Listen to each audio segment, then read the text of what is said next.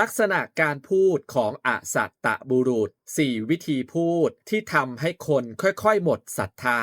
ปฐมธรรมพุทธวจนะคำสอนจากพระโอษฐ์พระพุทธเจ้ามีคำพูดอยู่4แบบครับที่ทำให้คนค่อยๆหมดความศรัทธาในตัวเราโดยไม่รู้ตัว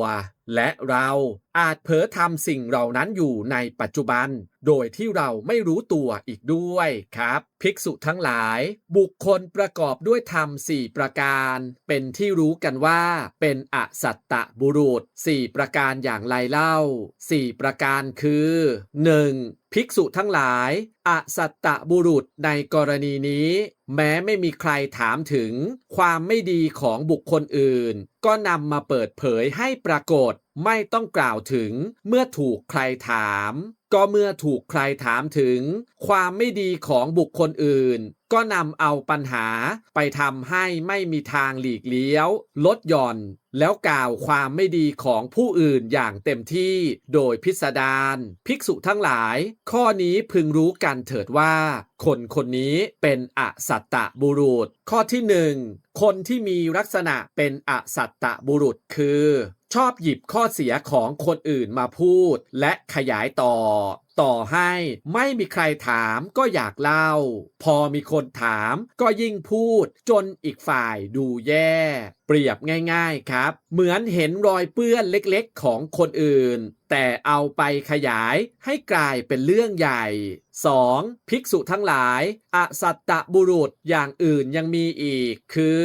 แม้ถูกใครถามถึงความดีของบุคคลอื่นก็ไม่เปิดเผยให้ปรากฏไม่ต้องกล่าวถึงเมื่อไม่ถูกใครถามก็เมื่อถูกใครถามถึงความดีของบุคคลอื่นก็นำเอาปัญหาไปทำให้ลดหย่อนไขว้เขวแล้วกล่าวความดีของผู้อื่นอย่างไม่พิสดารเต็มที่ภิกษุทั้งหลายข้อนี้พึงรู้กันเถิดว่าคนคนนี้เป็นอสัตตบุรุษข้อที่2คนที่มีลักษณะเป็นอสัตตบุรุษคือไม่ค่อยพูดถึงความดีของบุคคลอื่นต่อให้เห็นหรือมีคนถามก็พูดน้อยลดความสำคัญหรือเปลี่ยนเรื่องเปรียบง่ายๆครับเหมือนเห็นคนอื่นทำดีแต่เลือกเงียบไม่ยอมเปิดไฟให้คนอื่นได้เปล่งแสง 3. ภิกษุทั้งหลายอสัตตบุรุษอย่างอื่นยังมีอีกคือแม้ถูกใครถามถึงความไม่ดีของตนก็ปกปิดไม่เปิดเผยให้ปรากฏไม่ต้องกล่าวถึงเมื่อไม่ถูกใครถามก็เมื่อถูกใครถามถึงความไม่ดีของตนก็นำเอาปัญหาไปทำให้ลดหย่อนไขว้เขวแล้วกล่าวความไม่ดีของตนอย่างไม่พิสดารเต็มที่ภิกษุทั้งหลายข้อนี้พึงรู้กันเถิดว่าคนคนนี้เป็นอสัตตบุรุษข้อที่3คนที่มีลักษณะเป็นอสัตตบุรุษคือเวลาทำผิดจะไม่ค่อยยอมรับชอบปกปิดแก้ตัวหรือทำให้เรื่องดูเล็กลงกว่าความเป็นจริงเปรียบง่ายๆครับเหมือนทำผิดแล้วไม่ยอมรับแต่พยายามอธิบายจนเรื่องดูเบาลงกว่าความเป็นจริง 4. ภิกษุทั้งหลายอสัตตบุรุษอย่างอื่นยังมีอีกคือแม้ไม่มีใครถามถึงความดีของตนก็นำมาโอ้อวดเปิดเผยจะต้องกล่าวทำไมถึงเมื่อถูกใครถามก็เมื่อถูกใครถามถึงความดีของตนก็นำเอาปัญหาไปทำให้ไม่ลดหย่อนหลีกเลี้ยวกล่าวความดีของตนอย่างเต็มที่โดยพิสดารภิกษุทั้งหลายข้อนี้พึงรู้กันเถิดว่าคนคนนี้เป็นอสัตตบุรุษข้อที่4คนที่มีลักษณะเป็นอสัตตบุรุษคือชอบพูดถึงความดีของตัวเองโอ้อวดให้คนอื่นเห็นและยิ่งมีคนถามก็ยิ่งขยายจนเกินพอดี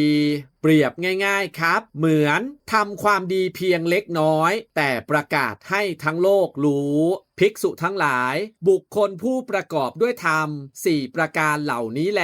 เป็นที่รู้กันว่าเป็นอสัตตบุรุษสรุปแบบเข้าใจง่ายครับพระสูตรนี้ไม่ได้กำลังจะ บอกว่าคนนี้ดีหรือคนนี้เลวนะครับแต่กำลังชี้ให้เห็นว่าคำพูดแบบไหน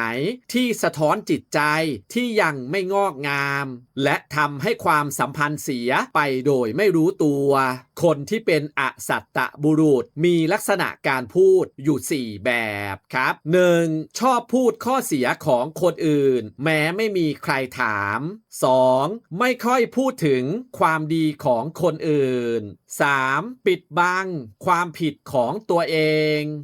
4. ชอบพูดอวดความดีของตัวเองแต่คนที่ฝึกจิตใจดีขึ้นแล้วจะทำตรงกันข้ามกันครับคือ 1. พูดน้อยเรื่องข้อเสียของคนอื่น 2. มองเห็นความดีของคนอื่น 3. กล้ายอมรับความผิดของตัวเอง 4. ไม่โอ้อวดความดีของตัวเองเพราะสุดท้ายแล้วครับคำพูดที่ออกมาจากปากของเรากำลังจะบอกว่าจิตใจของเราเป็นแบบไหนอยู่นั่นเองครับอย่าลืมกดติดตามช่องสรุปสั้นคำสอนพระพุทธเจ้าโดยผมเอ็กซ์ต้าสวัสดีครับ